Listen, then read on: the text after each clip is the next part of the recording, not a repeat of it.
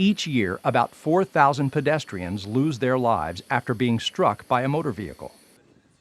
Because people are smaller than vehicles, they're harder to see. Plus, they have no vehicle structure around them to protect their bodies. So here are a few helpful points to avoid colliding with a pedestrian.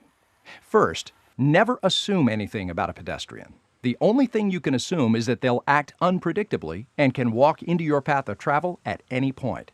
Second, pedestrians always have the right-of-way. Even if they walk into your path from an area other than a crosswalk, you must yield to them. Third, be alert to areas where there are likely to be more pedestrians. These include school zones, playgrounds, bus stops, and intersections with crosswalks. For some drivers, sharing the road with large trucks is intimidating. But with a little knowledge and preparation, it's possible to share the road with trucks safely. First, be aware of your location around large trucks. Large trucks have blind spots or no zones at the front, back, and sides.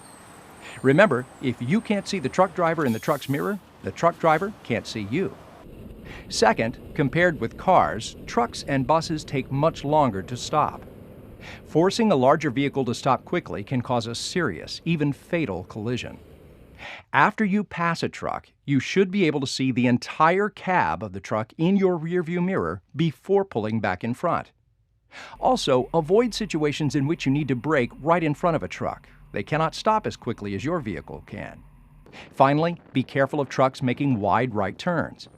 If you try to get in between the truck and the curb, you may get caught in a squeeze and can suffer a serious collision. So pay attention to truck signals and give them lots of room to maneuver.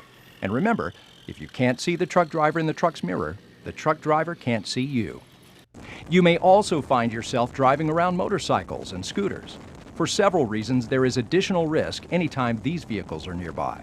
It's no surprise that motorcycle riders are more likely to be injured if a collision occurs.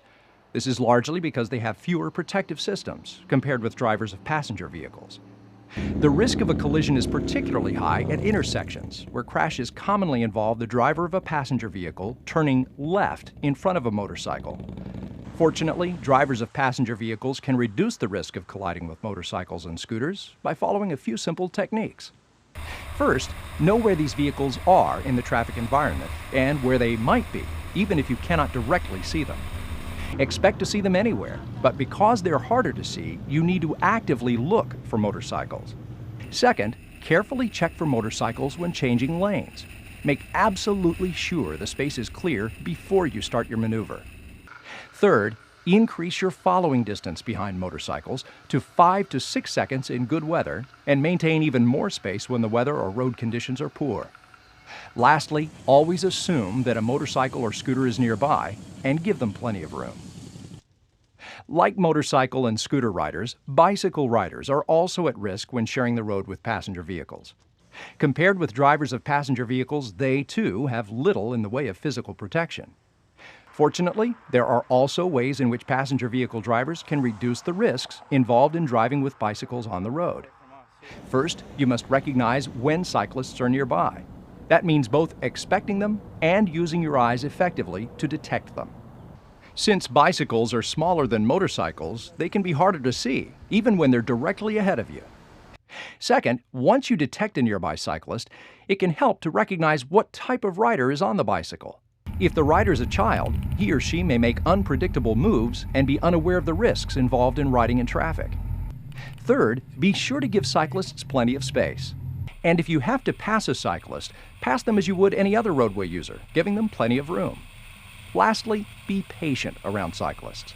They may not move as fast as you want to go, and you may be stuck behind them for a while. Relax and wait for a safe opportunity to pass by.